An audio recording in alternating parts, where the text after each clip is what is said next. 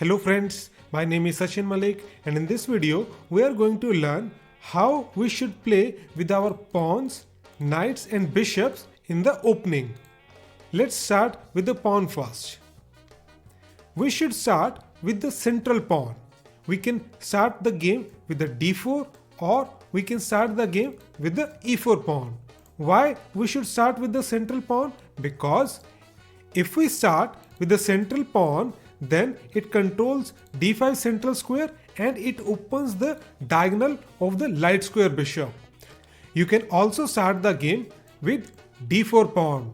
This also controls the important central squares and opens the diagonal of the dark squared bishop. These two opening moves are the best way to start a game. In opening, only those pawn moves are good which helps us to either control the center or to develop our pieces. These central pawn moves helps us with both of these two things. They control the center and they helps us to develop our bishops.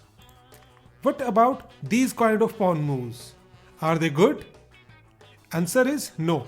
These kind of pawn moves in the opening are not good because they are not helping us to control the center or they are not helping us to develop any of these pieces.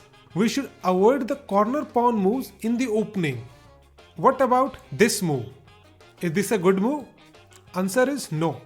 This pawn move is not helping us to control the center and this pawn move is not helping us to develop these minor pieces. So these kind of pawn moves are bad in the opening. In opening, we should avoid too many pawn moves because in opening our aim is to develop the minor pieces and castle as soon as possible. Now let's talk about the next piece, which is knight. This knight has three options. Which is the best square for the knight and which is the worst square for the knight. If you develop your knight to f3, then from f3 knight is controlling these two important central squares. That's why f3 is the best square for the knight. And what is the second best square?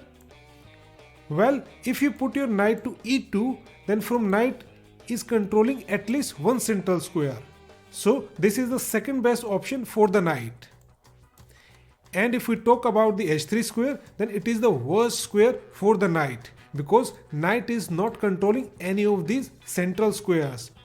So generally we should put our knight to f3. If f3 is not available for some reason, then we can develop our knight to the second best square, and if these two squares are not available, only then we should put our knight to the edge of the board. If you put your knight to the second best square, then there is a one small problem. Our bishop is blocked. We cannot develop our bishop. So before developing our knight to the second best square, we should make sure that we move our bishop first and then we develop our knight to the second best square, because now our bishop is not blocked. Similarly, for the b1 knight, best square is the c3 square because from c3 it is controlling these two important central squares, and the second best square is d2 because from d2 it is controlling at least one central square, and the worst square is the a3 square. From a3 knight does not control any central square. So generally we should put our knight to f3 and c3. Next is bishop. Where should we put our bishop in the opening? For the bishop, the two most active squares are b5 and c4. From these two squares, bishop is attacking toward the opponent side. If these two squares are not available, then you can develop your bishop to d3 also, which is at least controlling one central square.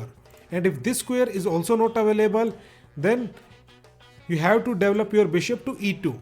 It is not the most active square, but sometimes you don't have a choice, so you can simply develop your bishop to e2 and then develop other pieces.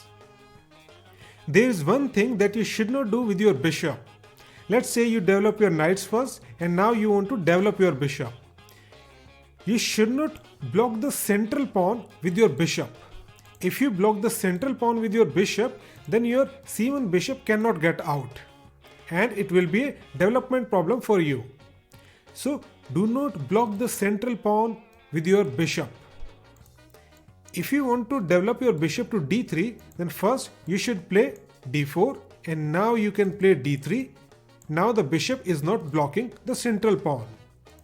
Similarly, you can develop your other bishop to f4 or g5. If these squares are not available, then you can develop your bishop to e3, or sometimes you can develop your bishop to d2.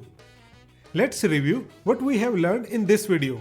When it comes to pawn, only those pawn moves are good which helps us to either control the center or to develop a piece.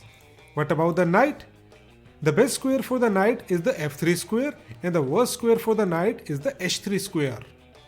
e2 square is neither bad nor good. When it comes to bishop, do not block the central pawn with your bishop. You can develop your bishop to any of these squares and bishop will be fine. Generally, we should develop our knights before the bishop because we know that f3 square and c3 square are the best for the knight. But we wait for the situation to clarify so that we can figure out which diagonal is best for the bishop. Sometimes bishop is best placed on g5, pinning the f6 knight. Sometimes the bishop is best placed on f4, sometimes it is best placed on e3. So we don't know which square is best for the bishop. That's why we generally develop our knights before the bishop. I hope you got something useful out of this video. See you in the next video.